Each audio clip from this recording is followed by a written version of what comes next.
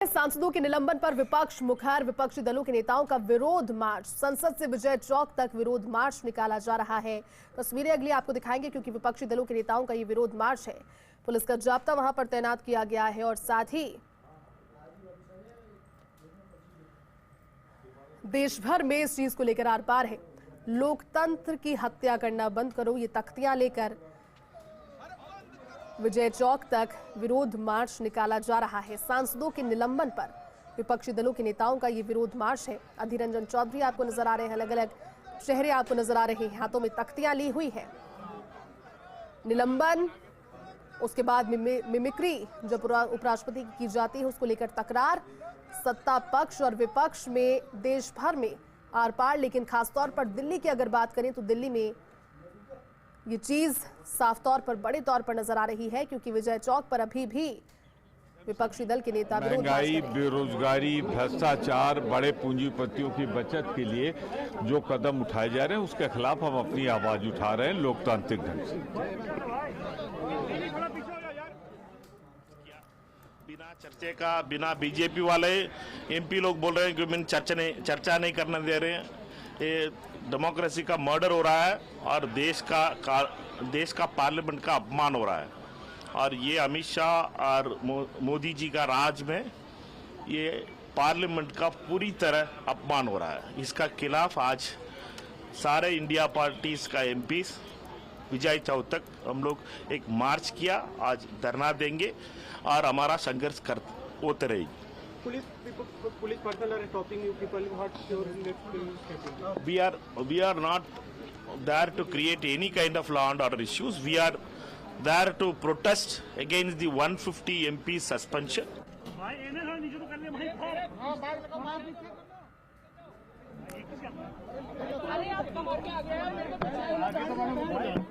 तो देखिए, प्रतिक्रिया हम सुन रहे हैं। मल्लिकार्जुन खड़गे राष्ट्रीय अध्यक्ष कांग्रेस के, वो भी विरोध मार्च में शामिल हैं और वो भी अपनी प्रतिक्रिया देंगे। कुल मिलाकर के विपक्षी दलों के नेताओं का ये विरोध मार्च है सांसदों के निलंबन को लेकर। टेलीकम्युनिकेशन बिल और क्रिमिनल लॉ के उन 3 बिलों पर बातचीत हो रही थी तो सांसदों को निलंबित किया गया। इंडिया पार्टी के सारे नेतागण और यहाँ पर पधारे हुए सारे मेरे मीडिया के दोस्तों, आज हम जो ये प्रोटेस्ट कर रहे हैं, ये प्रोटेस्ट सरकार के खिलाफ ये आंदोलन है। सरकार ये नहीं चाहती, मोदी जी ये नहीं चाहते और सदन के मुखिया है वो भी नहीं चाहते कि सदन चले। लेकिन मैं माफ़ी चाहता हूँ कि जो चेयरमैन साहब ने एक मुद्दा उठाकर हम सारे संसद को उन्होंने एक तरीके से जातिवाद पर लाया है। अरे हम डेमोक्रेसी में बात करना हमारा हक है। हम चुने हुए सदस्य हैं और लोगों के भावना को पार्लियामेंट में बताना पार्लियामेंट मेंबर्स का कर्तव्य होता है, वो हम कर रहे थे। लेकिन यहाँ पर जो घटना घटी लोकसभा में, वही मुद्दे पर लोकसभा और राज्यसभा में हम ये उठाना चाहते थे कि क्या सिक्योरिटी ब्रीच कैसा हुआ, कौन उसके लिए रिस्पॉन्सिबल है और क्यों ऐसा हुआ, इसके बारे में आप सदन को बताइए। और सदन तो ये देश का बहुत बड़ा पंचायत है। अगर आप सदन में नहीं बोलेंगे तो कहाँ बोलेंगे? ये दुर्दैव है कि शाह साहब भी वहाँ पर नहीं आए हाउस में, और प्रधानमंत्री नहीं आए, क्या हुआ इसके बारे में उन्होंने नहीं बताया।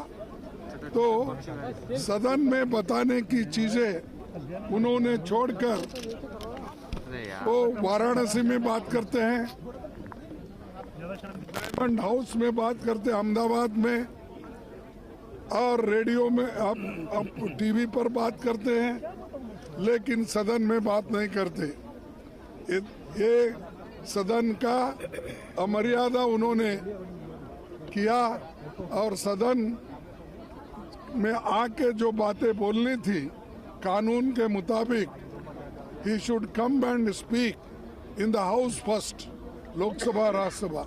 Instead of that, he was speaking outside Lucknow, Varanasi, and Ahmedabad. Everywhere he is speaking, but he did not turn up in the Lok Sabha or Rajya Sabha. This is really condemnable, and it is also he violated. It becomes a privilege case. But in spite of that, we are repeatedly requesting the chairman of the Lok Sabha, Speaker of the Lok Sabha, and chairman of the Rajya Sabha. We are requesting you allow us to speak, and we will give some facts, and you should explain why this happened, one thing. Secondly, purposely, the ruling party people are disturbing the proceedings. 125-30 people of Rajya Sabha, member of BJP, they stood and they were shouting against 10 people. Hardly, yesterday we were hardly 10 people, and we were demanding the discussion and also explanation, but instead of listening, they were shouting against us. And it is first time happened that a parliamentary affairs minister, along with 125 people, standing in Lok Sabha, Rajya Sabha, standing in Rajya Sabha, he is giving a speech, and 125-30 people are watching it, and they are shouting slogans. This is really, it is, this shows that they don't have faith in democracy. They don't want discussion, debate. That's why we want to tell the people of this country, can a chairman allow all 125-30 Rajya Sabha member, and can he allow this minister to make a statement with such people and making a slogan condemning the opposition party? This is very bad. We'll warn the government. Such things will happen in future also.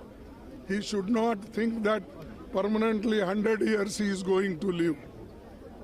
But he should behave democratically, and Constitution should be upheld. That is our motto. That's why we are politely protesting. We have put this view before you. Kindly take it. And anybody wants to? Okay. Thank you. Sorry, tomorrow we are protesting in Jantar Mantar, and all party people will be there. All our India party's leaders, those who are available here, they will participate here, and throughout the country, in state headquarters, district headquarters, they will protest against this immoral, illegal behavior of this government. Kharge sir, BJP is saying that opposition is not in the house, at least the business is happening in the house, bills are getting passed. अगर यही है तो सबको बाहर डाल के तुम अकेले ही करो। हाँ?